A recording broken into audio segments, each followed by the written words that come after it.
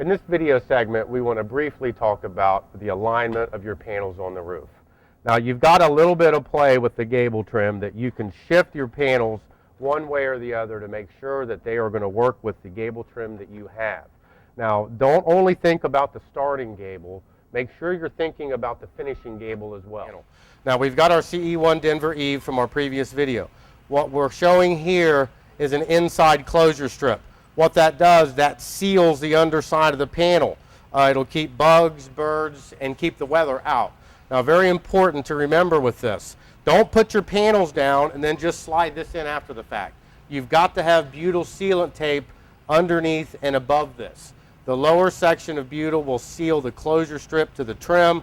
The section of butyl on the top will seal the closure strip to the panel. If you just slide it in, it's not going to be weather tight. Now, if you have a panel other than a Grand Rib 3, which we're using here, we have multiple exposed fastener panels.